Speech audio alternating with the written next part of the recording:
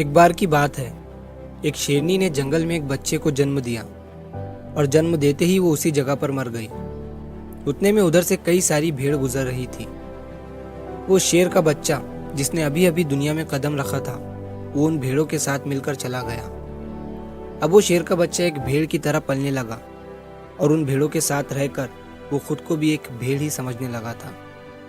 उसने कभी मांस नहीं खाया और वो भेड़ों के साथ मिलकर घास खाने लगा था। उसे कुछ आइडिया ही नहीं था कि एक शेर कैसे रहता है और कैसे अपनी जिंदगी गुजारता है, और उसे ये तक नहीं पता था कि वो एक शेर है, क्योंकि उसके चारों तरफ भेड़ ही भेड़ थी और भेड़ों के ही साथ वो पलने लगा था। उसने कभी शेर की तरह नहीं दहाड़ा। फिर समय गुजरता गया और वो शेर का बच्चा एक यंग शेर बन गया। वो भेड़ों के झुंड में अलग ही दिख रहा था, लेकिन भेड़ों के साथ रहकर भेड़ों को उसकी आदत हो गई थी। एक दिन एक बूढ़े शेर ने उन भेड़ों के झुंड पर हमला कर दिया। जब उस बूढ़े शेर ने भेड़ों के झुंड में इस यंग शेर को देखा तो वो हैरान हो गया। उसे अपनी आंखों पर विश्वास नहीं हो रहा था।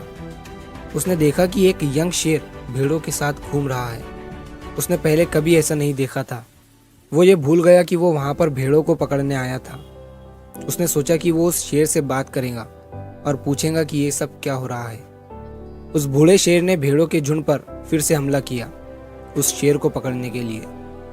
भेड़ों ने जैसे ही उस बूढ़े शेर को देखा, वो सब अपनी जान बचाकर भागने लगे और उन भेड़ों के साथ वो शेर भी अपनी जान बचाकर भागने लगा।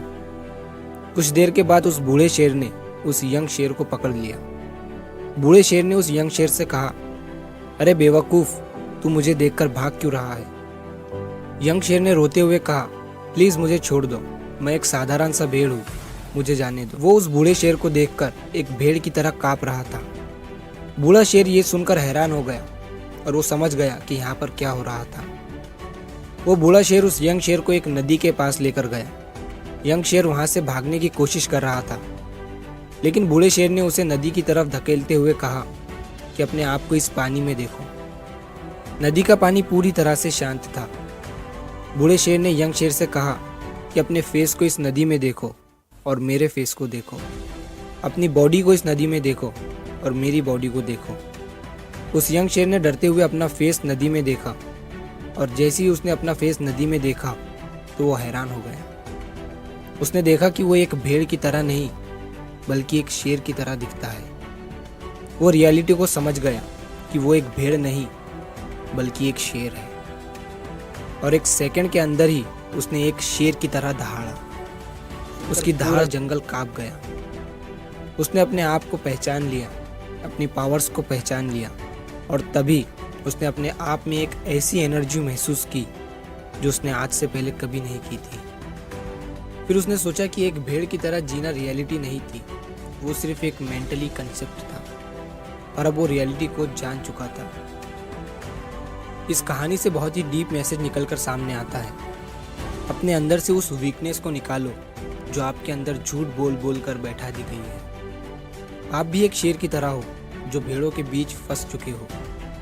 आपके आसपास जितने भी लोग हैं वो आपको ये फील कराते हैं कि आप अपनी लाइफ में कुछ नहीं कर सकते हो, क्योंकि कहीं ना कहीं आप भी उनके साथ रह रहकर उनकी ही तरह बनने की कोशिश करते हैं। आपको इस भीड़ से अलग खड़े रहना है और अपनी पोटेंशियल, अपनी पावर्स, अपनी एबिलिटी को पहचानना है। और जिस दिन आप अपनी पावर्स, अपनी एबिलिटी को पहचान लोगे उस शेर की तरह, तब आपको दहाड़ने से कोई भी नहीं रोक पाएगा। कोई भी आपको आपकी सक्सेस की राह से भटका नहीं पाएगा।